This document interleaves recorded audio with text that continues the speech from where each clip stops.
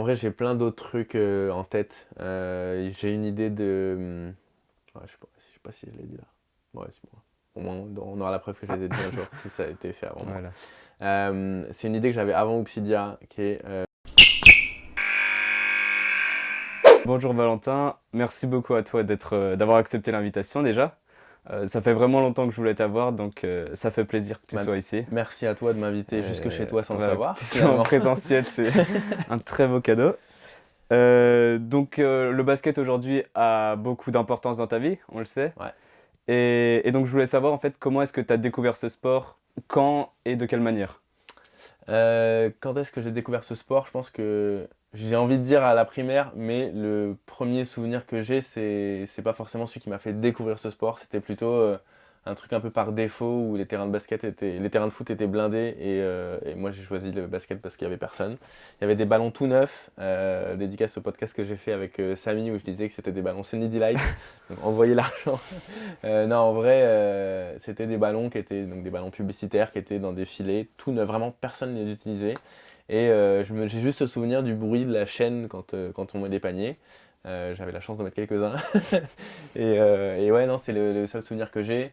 Et après, juste un peu l'amour de la culture américaine parce que mes grands-parents rentraient d'un voyage aux États-Unis. Ils Ok, avaient ramené une carte des États-Unis où j'avais mis un pin sur chaque ville NBA. Donc, j'étais calé sur la géographie américaine avant même d'être calé sur la française.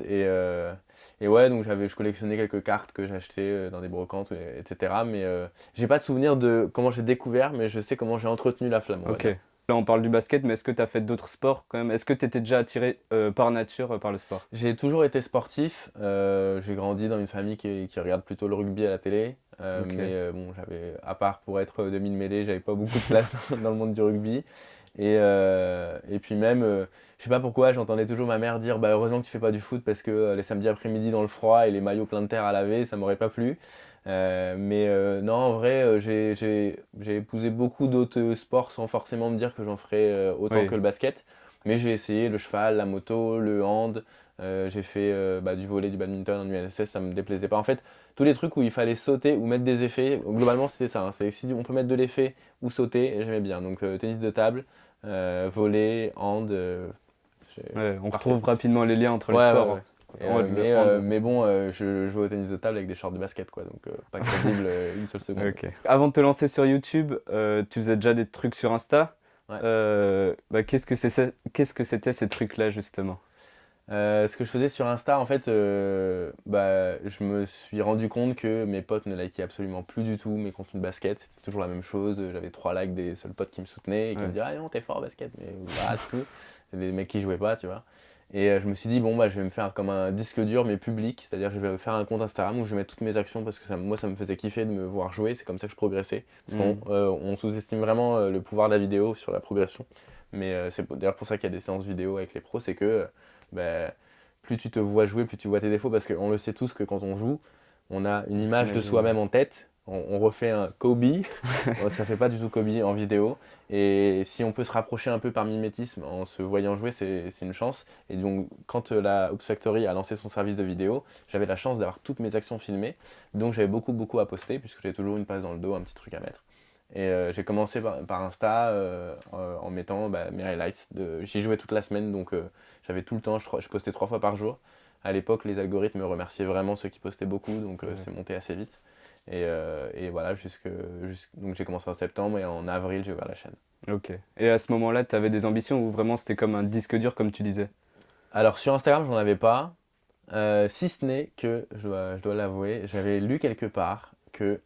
alors on est à une époque où je ne connais rien à l'influence et au deal avec les marques, etc. Ouais. À l'époque, moi je suis concepteur-rédacteur dans la pub. Les réseaux sociaux sont déjà là, mais les marques sont encore frileuses pour y aller et mettre des sous dessus. Donc il y a pas encore... Enfin moi j'ai pas encore la vision que celle que j'ai eue quelques années plus tard. Parce qu'en fait ça arrivait très vite. En gros, pour aller très vite, j'ai... Comment? Au moment où j'ai lancé mon compte, je venais de quitter mon agence de pub et je prenais un poste de directeur de communication chez Minute Buzz, qui est donc un gros média Ouais. pour les millennials, désolé pour l'expression. Et donc là, je suis au cœur des contenus, c'est-à-dire que je suis au cœur de ce qui se fait de plus viral à cet instant T sur la toile, parce que Ouais, ok. Minute Buzz est en pleine croissance. ils ont doublé leur effectif en un an, enfin ils font des scores de ouf. Et du coup, je rattrape très vite. Je sais pas si j'avais un retard, mais en tout cas, je prends de l'avance sur ceux qui étaient encore chez Ouais. Havas. Et quand je suis revenu donc, chez Havas, qui était donc mon agence, je connaissais tout sur tous les réseaux, les algorithmes, je connaissais tout. Et donc, du coup, en avril, par contre, j'étais revenu chez Havas. Quand j'ai recommencé ma chaîne, j'étais revenu chez Havas parce que j'avais quitté Minute Buzz, ça m'avait pas plu. Mais en 3 mois, chez Minute Buzz, j'avais réussi à tout apprendre. Et du coup, non, j'avais pas forcément d'objectif avec Instagram, si ce n'est celui d'avoir des paires gratos. J'avais lu quelque part que à 5000 abonnés, on recevait Nike, enfin, on pouvait s'inscrire à un programme de Nike et envoyer des Ok, paires. ouais. J'ai jamais retrouvé le lien où j'avais vu ça. Et à 5000 abonnés, évidemment, il ne s'est rien passé. Mais bon, maintenant, j'ai la chance de recevoir assez régulièrement. Mais c'était le premier petit objectif. Mais comme n'importe quel objectif de gamin qui se lance et Oui, qui veut de la gratuité, parce que ça coûte c'est cher, ça. enfin, tu vois, Clairement. c'était pas un objectif lointain, quoi. C'était vraiment juste, bon, si un jour je peux avoir des paires gratos, Oui, voilà, c'est cool, quoi. c'était. Et Nike ou pas, hein, vraiment, j'étais pas exigeant, tu vois, mais je voulais juste ne pas payer mes paires, quoi. Ok. Comme tu disais, tu travaillais dans la publicité avant. Mm. Et quand tu t'es lancé sur YouTube, est-ce que tu as attendu quand même d'avoir une certaine sécurité ou il y avait quand même une grosse prise de risque à ce moment-là? Non, franchement, moi, j'ai jamais pris le risque. Déjà parce que j'ai pas tout de suite voulu en vivre. C'est-à-dire que je me revois demander à mon patron, parce que du coup, comme on était dans le monde de la création, on avait l'habitude de faire des formats vidéo. Parce que pour le coup, quand j'ai lancé ma chaîne, j'étais hyper alerte sur tout ce qui se faisait sur les réseaux sociaux.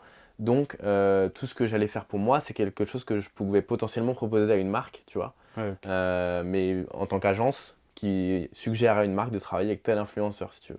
Et donc je me rappelle avoir mis des post-it pleins, parce que donc, du coup j'avais mon bureau, donc j'ai mis des post-it plein le mur, et j'appelle mon patron, je lui dis qu'est-ce que tu penses de ces formats-là? Je lui dis en gros, moi, mon objectif c'est d'avoir ce que j'appelais des moules à marque, c'est-à-dire des formats qui plaisent aux marques. Donc ça va de la review de chaussures à un top 10, à une tournée des terrains, à je vous montre ma collection de maillots que j'ai jamais faite. Il y avait un Road to Dunk à l'époque. Et en fait, je lui ai montré voilà, tous les formats que j'ai fait, un VS abonné qui a été mon premier Hmm. format un peu récurrent. Et du coup, je me revois lui montrer en lui disant ah, je peux faire ça, ça peut être cool et tout. Il m'a dit ouais, c'est bien, vas-y. Mais à l'époque, il était hors de question que je quitte l'endroit d'où je lui montrais ça, c'est-à-dire mon bureau. C'est-à-dire que je faisais ça le week-end, la nuit. Mais c'est que un peu plus d'un an plus tard, quand j'ai signé avec l'Euroleague, Oui. qui était l'équivalent de 6 mois de salaire. Je me suis dit, ah, donc là, en fait, je viens de me sécure une année, enfin une demi-année. Donc si je m'en vais, ben, je prends pas un énorme risque parce que j'ai au moins 6 mois pour me retourner. Et puis je savais qu'Avas me reprendrait si je ratais, tu vois. Donc j'avais pas Hmm. une énorme pression. Et puis finalement, bah, j'ai négocié avec l'agence de ne travailler que 4 jours sur 5. Donc à la fin, j'avais mes vendredis, j'avais vraiment un emploi du temps pas aménagé, mais disons que la personne qui gérait mon emploi du temps, quand je lui disais j'ai un tournage là, elle faisait exprès de rien me mettre à ce moment-là. Mais bah, franchement, tout le monde me dit ouais, t'as quitté un boulot chiant. Non, j'ai quitté mon job de rêve Ouais. pour faire ma passion et un autre job de rêve, tu vois. Oui, c'est Donc ça. je suis pas malheureux, mais non, il n'y a pas eu de risque. Il y a pas eu de Ok, risque. ouais. Ça s'est fait progressivement finalement. Ouais, Ouais. le seul Ok. risque qu'il y avait, c'était peut-être celui de décevoir mes parents si ça marchait pas, puisque eux m'avaient payé une école pour faire le métier que j'ai toujours voulu faire. J'avais atteint ce dream job Hmm. je repars de zéro, donc j'avais peur de les décevoir en cas d'échec, mais j'ai jamais pensé à rater non plus, donc, Ok. non, il n'y a pas eu de grosse prise de risque. Hmm. Puis t'as été soutenu, j'imagine. Alors le soutien c'est relatif, c'est-à-dire que t'as tes potes qui te disent bah dis donc t'as fait des bonnes vues, c'est cool, mais ça ne t'aide absolument pas. Je Ouais. veux dire, ça t'encourage à la rigueur, mais non, le vrai soutien c'est celui de la communauté qui a tout de suite dit ouais, c'est cool les vidéos de qualité et tout. Tu vois, dans ta vidéo de candidature, tu me dis que tu m'as découvert avec la vidéo de Nicolas Batum. Aujourd'hui pour moi, Ouais. cette vidéo c'est à la fois celle qui m'a lancé, mais c'est celle que si je devais remonter une vidéo, ce serait celle-là, tu vois, parce qu'on a eu des problèmes de son. J'ai fait tomber ma caméra devant Nicolas Batum, genre il était 7h du mat et la caméra tombe Ouais. sur le parquet. Euh, et en plus, il faut savoir qu'on a fait cette interview avec Nico, on la termine et je me rends compte que le micro n'était pas branché. Et il a accepté de la refaire, tu vois. Ouais. Mais le problème, c'est qu'il y avait des gars qui s'entraînaient derrière et le panier qui grinçait, donc on entendait à chaque fois qu'il y a un panier, c'était trop chiant. Et donc, tu vois, aujourd'hui, je montrerai jamais une vidéo de 25 minutes comme je l'avais montée à l'époque. Tu vois, j'aurais fait deux parties, une partie interview, une partie machin. Et, euh, et du coup, ouais, c'est un peu ça qui m'a lancé. Et, euh, et bon, j'apprends toujours hein, sur le montage, Mhm. mais c'est là, à partir de ce moment-là, à partir de l'Euroleague, etc., j'ai commencé à me dire, ah, il y a peut-être un vrai truc à faire. Pour revenir sur le sujet Soutien. du soutien, mes parents n'ont pas cru du tout, c'est-à-dire pour eux, c'était un hobby. Juste avant d'annoncer à mon job que je partais, je leur ai dit, est-ce que vous serez quand même fiers de moi? Et ils m'ont dit oui, donc je me dis, bon, bah, c'est bon, Le, j'ai pas le besoin de plus plus de important. Ouais. soutien. Et non, le vrai soutien, c'était celui de la communauté. Bah, en l'occurrence, quand j'ai eu Nicolas Batum, ils ont dit, mais attends, il a 300 abonnés, il a déjà un joueur NBA, comment c'est possible? Toi-même, tu sais que le chemin est long. Ouais. Et avoir la chance d'avoir. J'ai eu 2 joueurs NBA dans la même semaine, j'ai eu Evan et Ouais, Nico, j'avais 300 abonnés. Et même 300, c'est loin pour toi, tu vois, c'était Mhm. il y a plusieurs semaines. Donc non, j'ai eu évidemment beaucoup de chance. Mais il faut savoir que pour avoir Evan, j'ai dû filmer pendant une semaine son camp. Enfin, tu vois, j'essaie toujours de donner une Ouais. contrepartie aux gens qui me donnaient des opportunités. Et non, le soutien, il est venu de la communauté directement. Ok. Comme tu le disais, tu as rencontré pas mal de joueurs pros au cours de toute ta carrière en fait, Mm. et assez tôt.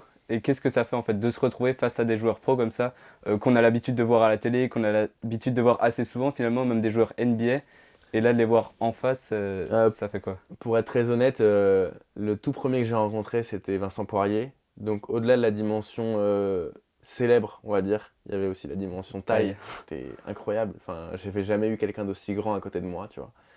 Donc là, il s'est passé un vrai truc. Euh, Après, il y a eu Nicolas Batum, et alors là, il y avait pour le coup l'admiration, puisque en fait, Nico, depuis qu'il a 17 ans, je le suivais. Enfin, je l'ai vu, je suis allé le voir jouer juste avant qu'il se fasse drafter. Enfin, Ok. c'est comme aujourd'hui, nous, tu vois, on suit Kylian. Bah, imagine que dans 10 ans, Tu le rencontres. je rencontre Kylian ou tu rencontres Kylian pour la première fois, tu vois. On aura l'impression d'avoir fait partie de son aventure, tu vois. Parce qu'on l'a suivi depuis avant, pendant. Et du coup, non, j'ai plus ce truc-là. J'ai plus du tout ce truc de ah, c'est impressionnant et tout. Donc, je connais des joueurs qui n'ont rien fait de leur carrière et qui se la racontent de ouf. J'en connais Hmm. qui sont au sommet et qui sont hyper humbles. Je pense notamment à Rudy qui est vraiment un mec Ouais. super. Euh, non, franchement, j'ai plus ce truc-là, mais c'est vrai qu'au début, bah, tu vois, j'ai fait tomber ma caméra, j'ai pas branché le micro et tout. C'est des trucs quand tu stresses au début. La pression un peu. Voilà, mais non, aujourd'hui j'ai plus ce truc là. Mais par contre, j'avoue que au début ça fait un peu bizarre. Même la Ok. première fois que je suis allé chez Antoine Aito, parce qu'on s'était vu vite fait pendant la première vidéo avec Le Mans, mais quand je suis allé chez lui et tout, au début c'était un peu bizarre, puis maintenant on est potes, tu vois. Ouais. Et maintenant bah, après, je pense qu'il y a une petite dimension qui est celle de l'argent, c'est-à-dire que maintenant, alors pas avec les pros de NBA, mais disons qu'avec les pros de France, Ouais. on peut se parler d'achat et de sommes enfin on a tous les deux à peu près le même pouvoir d'achat. Ok. Donc on a des conversations qui tournent un peu moins autour du basket et plus autour de, tu vois, enfin avec Antoine, tu vois, on parlait, il m'a dit, tu vois, je venais d'acheter un drone, il m'a dit, ah, vas-y, bah, je vais l'acheter aussi, machin, tu vois. Enfin, on a d'autres discussions que celles Ouais. du basket. Ok. Et du coup, oui, là, tu parles d'Antoine Aito. Ouais. Tu as rencontré pas mal de joueurs de Pro A. Et est-ce que pour toi, c'est un de tes objectifs de mettre en avant le basket français qu'on voit pas spécialement énormément? Ouais, en fait, le pitch de ma chaîne à la base, au-delà du Road to Dunk et de la tournée des Playgrounds, c'était de raccourcir la distance qu'il y avait entre les pros et les amateurs. Parce que pour moi, la Ok. seule différence qu'il y a entre un pro et la seule différence qu'il y a entre un pro et un amateur, c'est juste la quantité de travail qu'il y a entre les deux. Mais personne ne naît pro et il n'y a pas de, enfin, il y a pas de secret. Et si tu Hmm. travailles, tu peux finir pro, tu vois. Donc, je pense que euh, c'était vraiment à la fois de mettre en lumière cette distance qui devrait être inexistante puisque un pro qui est humble, il est très proche d'un amateur. En Ouais. l'occurrence, tu vois, moi, Antoine, il m'a ouvert ses portes, il ne me connaissait pas. Et c'est même pas avec mon niveau de basket, mais je veux dire, Oui. je suis juste un passionné de basket, lui, c'est juste un pro. Et on a réussi à très bien se tendre, tu vois. Donc il y avait cette envie-là de raccourcir cette distance, de montrer que les pros sont des gens comme tout le monde, c'est juste qu'ils travaillent dans le même sens. Et l'autre chose, c'était de combler un peu ce manque de lumière qu'il y avait sur la personnalité des joueurs. C'est-à-dire que moi, je voulais que quand tu ailles voir un match, en l'occurrence de Paris-Levallois, tu te dises ah, mais Vincent Poirier, il est comme ça, je sais parce que je l'ai vu dans sa vidéo. Je connais le son de sa voix, je sais comment il parle, je sais qu'il fait des vannes. On savait pas. Pardon. On savait pas ça avant. C'est-à-dire qu'on savait pas. quel joueur vannait, quel joueur était un peu froid, timide, parce que tu vois, il y a des mecs, enfin, tu vois, Rudy Gobert, il t'explose des dunks incroyables, il met des contres à tout le monde, il est hyper timide, tu vois. Tu peux pas le savoir, si Oui. tu le regardes juste jouer, tu te dis, ah, le mec il est déter. Et en fait, non, il est hyper timide, il parle tout bas, tu vois, il est calme. Et ouais, j'avais envie de montrer ça, la personnalité des joueurs. Ok, parce que oui, sur les réseaux sociaux, là, il y a de plus en plus, que ce soit la NBA ou même en France, tu as des petits formats où on voit les joueurs répondre à des questions. Ouais, Mais souvent, c'est quand même un peu plus dans un cadre professionnel. bah oui. Et donc là, dans tes vidéos, c'était de les voir plus naturellement, C'est finalement, ça, qui moi étaient... je voulais qu'on les voit comme on les voit pas à la télé, ni en interview, ni en. Voilà, tous ces trucs un peu aseptisés des formats télé, avec des réponses toutes faites, des questions un peu toutes faites, voilà. Donc ça, je pense que j'ai réussi sur certains. Il y en a qui se prêtent un peu moins au jeu que d'autres, où on connaît pas forcément la Ouais. personnalité quand on a fini ma vidéo. Mais en l'occurrence, tu vois, Rudy, je pense qu'on a appris pas mal sur son parcours. Nico, pareil, hyper sympa, Hmm, donc non, c'est cool. Même ok. Vincent, avec qui on est resté en contact. On parlait du fait que tu te sois mis à plein temps sur YouTube. Donc j'imagine que que en ce moment, les chiffres, c'est un peu plus important pour toi. Mais on sait que pour certains, c'est une obsession. On a Mm. entendu déjà pas mal de gens qui travaillent dans ce milieu dire qu'ils regardaient les chiffres, qu'ils ne pouvaient pas s'empêcher. Toi, c'est quoi ton ressenti là-dessus? Bah, du coup, je me souviens de ta question quand on était au camp où tu m'as dit est-ce que c'est important pour toi les Ouais. chiffres et je t'ai dit je les connais mais je les regarde pas. C'est-à-dire qu'en gros, je sais qu'ils sont là, je sais à combien ils sont, mais ils ont vraiment aucun impact sur Sur ce que tu mon fais. moral ou. Avant oui, maintenant non, parce que j'ai compris que c'était nocif et que clairement moi je peux mettre tous mes efforts dans la production, mais enfin, il n'y a même pas d'effort à mettre dans la diffusion, c'est pas toi qui choisis. Donc Hmm. moi je préfère contrôler ce que je peux contrôler et lâcher prise sur les trucs que je contrôle pas, ça sert à rien de se renverser la tête et je vais pas changer mon contenu juste pour parce qu'il y a un problème de vue ou des trucs comme ça. Et donc est-ce qu'ils sont importants pour moi aujourd'hui? Non, puisque en fait les marques me font confiance pour la qualité de mes vidéos et pas forcément pour l'audience Ok. qui va avec parfois ou pas. Euh, et moi j'ai à cœur de faire des belles choses, après qu'elles soient diffusées enfin, à plus large échelle, je demande que ça, mais c'est pas, ça me rend pas plus riche qu'elles soient vues par plus de monde, et ça me rend pas plus heureux particulièrement. Moi je suis content si j'ai inspiré 10 personnes, je suis content, tu vois. Hmm. Donc non, tu vois, même, je crois que j'avais répondu ça aussi au camp, c'est-à-dire que pour remplir un camp, il faut 80 vues, tu vois. Donc moi, si j'ai 80 vues qualifiées de gens qui se sont dit, ah, il est assez crédible pour que j'aille à son camp et c'est cool et tout, bah, j'ai gagné, tu vois. J'ai pas besoin d'avoir 100 000 vues Ouais. sur chaque vidéo, quoi. Du coup, tu as peut-être un peu moins cette pression aussi à chaque vidéo. Si tu as une idée de concept, tu vas pas réfléchir à est-ce que c'est une idée qui marche ou... J'ai eu cette période-là où ça marchait très bien. Donc c'était même avant la série et tout. J'avais une bonne période et en fait j'ai sorti une fois une vidéo qui a moins marché. Là j'avais peur de sortir un truc. Ouais. J'avais peur de me rendre compte que je faisais pas de vues. Parce qu'une fois ça peut être, tu te dis c'est un accident. Et j'avais peur de ça. Et franchement je n'osais plus rien sortir et à chaque fois je me mettais une pression incroyable. Et en fait je suis revenu à l'essence de ce qui m'avait fait commencer. C'est-à-dire je filme et puis on voit ce qui se passe et je monte avec ce que j'ai filmé, point. Mais non, je me mets moins la pression qu'avant là-dessus, ouais. Ok, c'est vraiment Euh, la qualité, mais tant en que ça te fait, plaît, et quoi. c'est aussi parce que avant, tu vois, ma première vidéo, c'était horrible parce que j'ai mis 3 semaines à la faire, je recommençais les phrases et tout. Et maintenant, je suis un peu meilleur en montage, donc quoi que j'ai filmé, j'arrive toujours à trouver un moyen de Ok, l'articuler et de faire un truc un peu dynamique et efficace. Donc non, je me prends beaucoup moins la tête qu'avant là-dessus, ouais. ok. Depuis le début, là, on a pas mal parlé du camp. Ouais. On a à plusieurs reprises évoqué le camp. Donc, comme tu le disais, ouais, d'avoir ces 80 personnes, pour toi, c'est tout ce qui compte. Mm. Et qu'est-ce que ça t'a fait de te retrouver devant 80 personnes qui viennent à un camp au nom d'Obsidia? Alors c'est marrant ta dernière phrase, tu dis au nom d'Obsidia, parce qu'en fait, à l'époque, moi, quand je faisais des camps, c'est parce que je voyais le nom du joueur qui le portait, mais le joueur, on le voyait quasiment pas, on le Ouais. voyait 2 heures dans la semaine, tu vois. Et moi, j'avais un peu fait cette promesse intérieure, tu vois, que si on venait un jour pour moi, je serais là tout le temps, tu vois. Et donc c'est un peu la philosophie qu'on a avec Big Up Sport qui a organisé le camp, Hmm. c'est-à-dire je pense que si on devait résumer, c'est en 2 mots, c'est surprise et proximité. C'est-à-dire que je veux que tous les campeurs, si on peut les appeler comme ça, ils soient proches de moi et je sois proche d'eux. Ils aient l'impression qu'ils ont un accès que tous les autres n'ont Hmm. pas forcément, puisque à travers YouTube, on n'a pas accès à autant de proximité. Et l'autre chose, c'est vraiment de surprendre avec, en l'occurrence, bah, tu es au courant qu'il y a une tenue chaque jour, Oui, etc. Les dunkers qui viennent, tu vois, c'est des trucs. les surprises. Voilà, c'est des surprises. Moi, j'aime beaucoup surprendre. J'ai T'en es vu la ça. preuve. Donc non, c'est vraiment faire des surprises un maximum et être proche Après, le fait d'être. Ça fait presque plus peur d'être devant 80 humains que devant 100 000 vues, tu vois. Oui. C'est pas tout à fait pareil.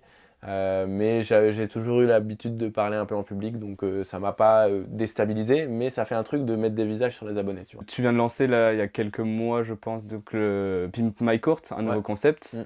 Le fait d'avoir ce terrain chez toi, est-ce que c'était une idée à laquelle tu pensais depuis longtemps? Ou alors ça t'est vraiment venu comme ça? D'où ça t'est venu? Alors la vérité, c'est que Pimp My Court a déjà 3 ans. C'est-à-dire que ça fait 3 ans que j'avais l'idée dans la tête, mais à la base, moi, je voulais plutôt le faire dans les villes, enfin dans les villages, où il y avait pas de terrain ou des terrains Ok. abandonnés. Sauf que je me suis vite heurté aux problèmes de normes, de budget de mairie, de plein de trucs. Tu vois, une collectivité qui veut faire un terrain, elle est obligée de faire un appel d'offres pour savoir qui construira le meilleur terrain. Hmm. Donc déjà, d'office, je ne suis pas constructeur de terrain, donc je perdrai cet appel d'offres et fin de l'histoire. Donc c'est trop compliqué.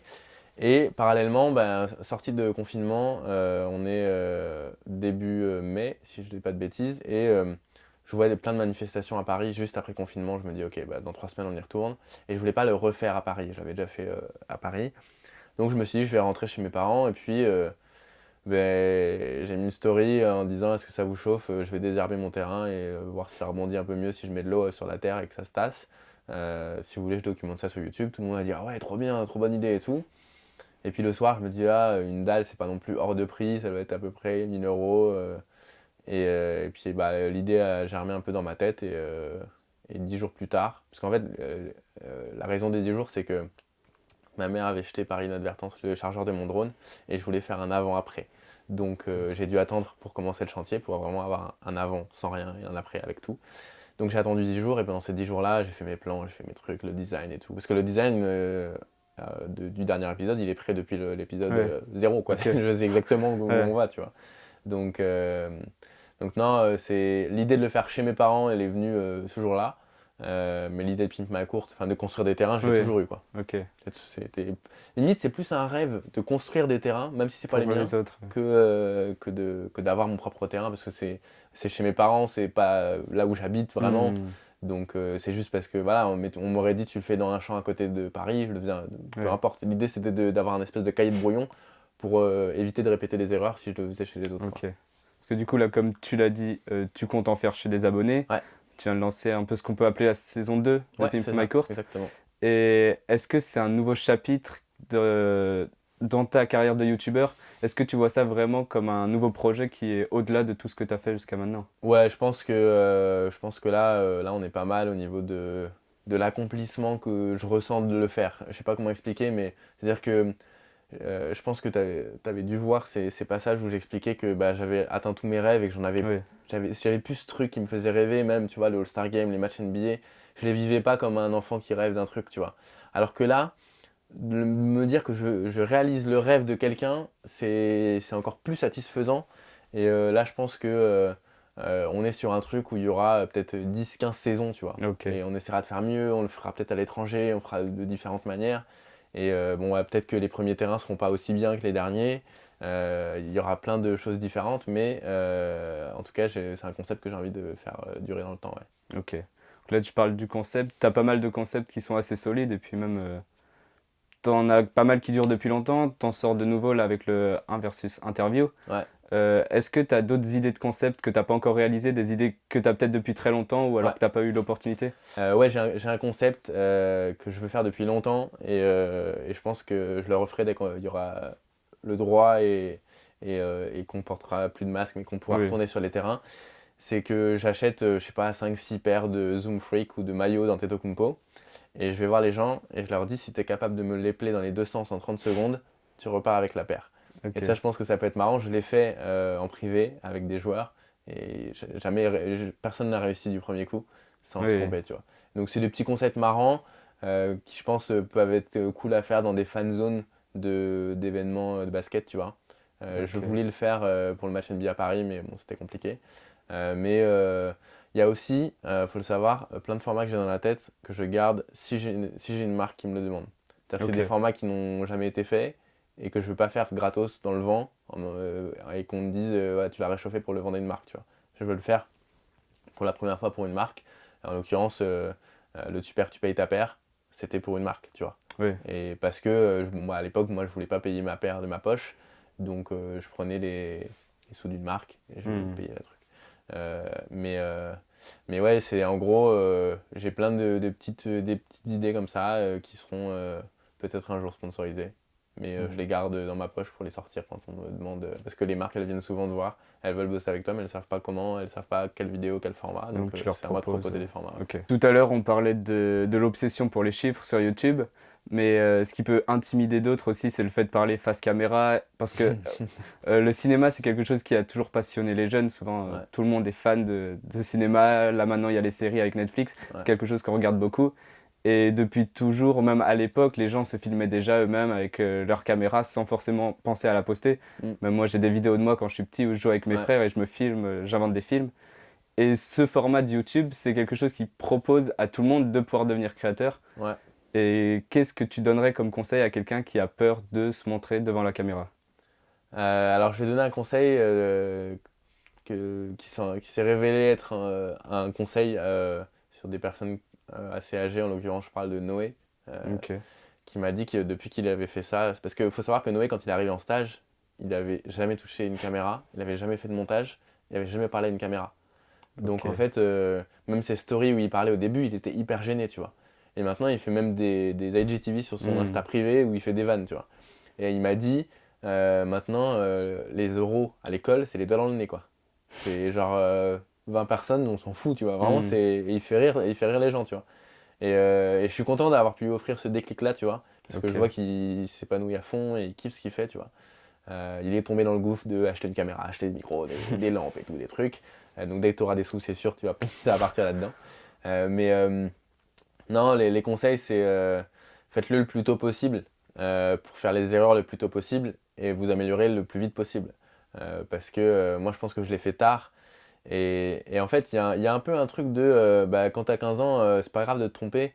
Quand t'as 25 et que tu Hmm, sors enfin, d'une bonne place en agence et que tu te remets à faire des erreurs de débutant à 25 ans, c'est pas humiliant, mais t'as envie d'aller vite, tu vois. ouais, Et donc moi je fais des vidéos depuis que j'ai 12 ans, sauf que j'avais jamais parlé à ma caméra. Parce que personne m'a dit à 12 ans, continue, peut-être parler à la caméra, explique ce que tu fais et tout, personne m'a dit ça, tu vois. Donc, euh, donc ouais, je pense que les conseils, c'est faites-le le plus tôt possible. Si vous hésitez, n'hésitez pas. Faites-le vite, tôt, faites-le beaucoup et continuez à progresser, essayez de faire mieux. Moi, j'ai toujours pas fait ma vidéo parfaite, donc je continue à ouais, faire des vidéos. ok.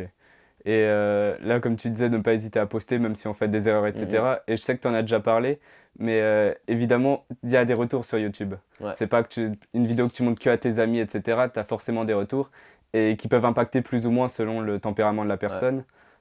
Toi, comment est-ce que tu as vécu au début ces retours? Comment est-ce que tu les vis maintenant? Et qu'est-ce que tu aurais envie de conseiller à quelqu'un? Jusqu'à mes 1000 abonnés, j'avais pas de haters. Ok. Et après, ça a commencé un peu à arriver, mais en fait, j'aurais, bah, j'ai plus de la peine pour les haters que de la tristesse Ouais. de mon côté, parce qu'en fait, bah, je me dis que c'est des gens qui n'oseront jamais faire ce qu'ils critiquent, c'est-à-dire qu'ils n'oseront jamais prendre une caméra et se filmer. Pourtant, bon, ça leur donne quand même le pouvoir de critiquer apparemment, mais ce que je veux dire, c'est que bah, c'est des gens qui sont enfermés dans des croyances de ah, il devrait avoir ce niveau-là parce que il est connu comme ça, donc il y a un niveau qui va Ouais. avec. Euh, et c'est des gens qui sont plus négatifs que positifs en l'occurrence, et je pense que ça te fait pas avancer dans la vie. Et, et un mec à tirer, il a toujours plus de chances de le mettre qu'un mec qui a pas tiré. Même si le mec qui tire Ouais, pas, il c'est dit t'es sûr. nul, s'il a pas tiré, il peut pas savoir ce que ça fait, et de réussir ou de rater. Et encore une fois, enfin, critiquer tant que t'as pas tiré non plus, ça sert à rien. Et moi, je préfère largement qu'on me dise regarde, ça c'est comment on tire bien, toi là t'as mal tiré. Plutôt que de dire bah tu tires mal, et bon, bah, comme je sais pas fait, je peux pas te dire comment faire Ouais, mieux, tu ouais. vois. Et du coup, ouais, non, ça me touche pas vraiment, tu vois. Parce que Ok. faut aussi savoir que c'est vraiment 0,2% hein, de. Mais c'est ceux qui piquent, c'est ces commentaires-là qui piquent, mais c'est quand même infime. Ok. T'en as un petit peu toi? Bah, j'en ai quelques-uns, bah, surtout sur TikTok, vu Ouais, que bon, il y a plus de ouais, communautés, et puis c'est une communauté souvent plus agressive en ouais, fait, ouais, qui cherche ouais. à critiquer. Mais Mais sur rien YouTube de... où t'as Sur pas YouTube, des j'ai trucs. jamais eu, non. Parce que moi j'ai. Mais c'est marrant, tu vois, parce qu'il y a des mecs, je les ai vus tracher sous toutes mes vidéos et tout, des trucs vraiment pas gentils, tu vois. Et maintenant, ils ont... Et quand j'ai fait un appel un peu à la communauté pour savoir s'il y avait des gens qui avaient des filets pour mettre au bord de mon terrain, le mec chez qui je suis allé chercher 2 filets de tennis, c'était ce Ouais. mec-là. Et en fait, le mec, déjà, il est père de famille. Et je me rends compte qu'il connaît mon truc par cœur, toute ma chaîne par cœur, et qu'il est hyper fan. Tu vois. Aujourd'hui, il m'envoie encore des WhatsApp pour un peu garder un peu ce contact, tu Ouais. vois. Et en fait, le mec est hyper sympa, tu vois. On a passé la soirée à discuter. Et il m'a expliqué, non, il me dit, ouais, des fois, je rentrais du boulot et tout, j'étais vénère et je me suis lâché sur toi. Et tu vois, il s'excusait, tu vois, parce que. Mais il y a eu vraiment un avant et un après Pimp My Court pour ça, parce que Ok. dans la série, j'étais vraiment naturel. Et les gens, ils l'ont vu.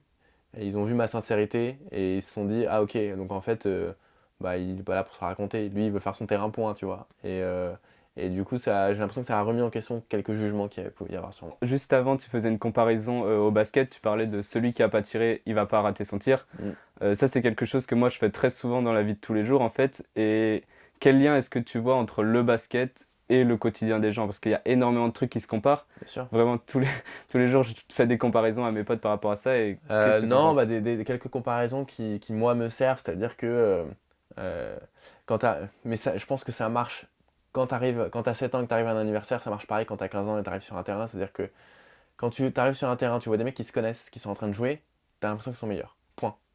Voilà, tu as l'impression Ouais, que les gens qui se connaissent entre eux, déjà, ils vont être meilleurs et tout, que tu vas pas réussir à t'intégrer et tout. En fait, non. Euh, Forcément, quand t'as pas encore joué, que t'es froid et tout, que tu vois un mec qui met 2 paniers, tu dis ok, je vais jamais le tenir lui. En fait, t'es meilleur que lui. Euh, Il y a plein de trucs, tu vois, c'est. En général, ceux qui se la racontent sur les terrains, et ben, c'est pas toujours les meilleurs. Ça aussi, tu vois, quand t'es jeune, ça peut être intimidant, un mec qui trash un peu tout le monde, et en fait, bon, bah, je ouais. me tiens assez facile. Après, non, oui, bah, effectivement, saisir sa chance, c'est-à-dire que, ouais, si tu tires pas, t'as aucune chance de le mettre. Si tu tires, t'as déjà 50% de chance de le mettre, puisque c'est 1 sur 2, c'est binaire le basket, donc. Euh, voilà, c'est plein de petits trucs comme ça que j'applique à ma vie de tous les jours. Pareil, euh, le fait de. Je sais pas comment je pourrais faire le parallèle, mais quand il y a un truc, une corvée que j'ai à faire, tu vois.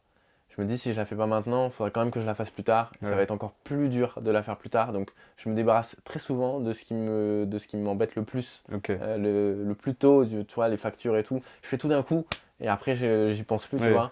Et je pense que bah, dans le basket, c'est un peu pareil, tu sais, genre, ouais, l'échauffement, c'est un peu long, mais faut vite s'échauffer, Ouais. se mettre en rythme et tout, pour après prendre du plaisir, tu vois. Et donc, moi, Ok. je commence toujours par le chiant avant de faire le bien. Et du coup, bah, ça me fait encore plus savourer parce que quand tu fais un truc bien, tout en te disant, ouais, mais après j'ai ça à faire, donc je peux pas non plus surkiffer mon truc, tu vois. Donc tous les trucs vraiment chiants, je les fais avant et comme ça, après, je suis libre de profiter de tout ce que je fais, quoi. Ok. Donc là, tu parlais d'organisation. Mm. Euh, L'organisation, est-ce qu'aujourd'hui, maintenant que tu fais que du YouTube, elle est plus simple? Et comment c'est au quotidien de devoir s'organiser? Parce que j'imagine que c'est plein de contacts, Ouais, plein de alors choses j'en à avais faire. très peur quand j'ai quitté mon CDI parce que je me suis dit, bon, bah voilà, là je fais ma chaîne YouTube sur mon temps libre, donc la nuit, les week-ends, les après-midi, enfin quand je bosse pas, quoi. Ouais. Mais quand j'aurai que ça à faire, est-ce que je vais faire ça de mes journées entières? Est-ce que, voilà, je sais même pas à quelle heure il fallait que je me lève. Ouais. Tu vois, je me levais pour aller au travail, parce que dans la pub, on bosse tard, je me levais à 10 h, j'y allais à 10 h 30. Et je faisais des siestes le midi, enfin tu vois, bah, j'avais une vie de pacha, vraiment j'étais bien dans la pub. Et en fait, bah, quand tu quittes ton job, en plus je quitte mon dernier jour de job, c'est le soir où je pars pour le dernier voyage de Euroleague. Donc en fait, genre, je Ok. donne mon carton, je La le mets chez transition. moi, paf, et je pars, je fais ma valise et je pars, je prends l'avion, tu vois. Donc je rentre, donc première semaine, bon bah tu te reposes un peu, tu te dis c'est bon, je suis enfin libre, une semaine de vacances. Deuxième semaine, ça ressemble un peu à des vacances un peu longues, tu vois. Troisième semaine, bah, t'es chômeur, t'as l'impression que t'es un chômeur. Et la quatrième, ça s'appelle un confinement. Enfin, tu vois, il y a un Hmm. moment, tu te dis, il faut peut-être y aller, tu vois. Et au début, tu cherches à trouver une espèce de routine. Tu auras toujours la même. Tu vas toujours te lever à cette heure-là. Tu vas faire de ça, de cette heure à cette heure, tu vas faire ça. Et en fait, maintenant, je me laisse guider par les impératifs que j'ai. Et quand j'ai un peu de temps libre, j'essaie de caler des trucs où je me dis, j'aimerais bien faire ça, tu vois. En ce moment, je suis fasciné par les boucles.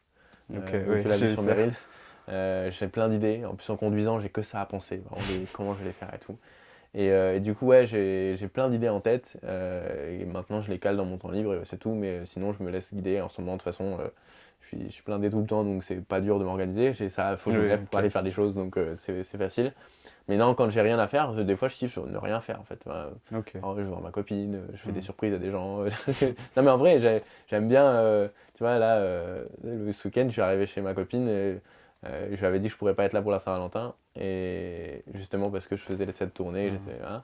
Et je lui ai dit, bah, va voir dans ta boîte mail, je t'ai fait livrer un truc, je suis deck parce qu'il devait arriver le 14, il arrive le 13, voilà, descends. Et en fait, j'étais là, tu vois. Ouais. Et tu vois, j'adore faire des surprises aux gens.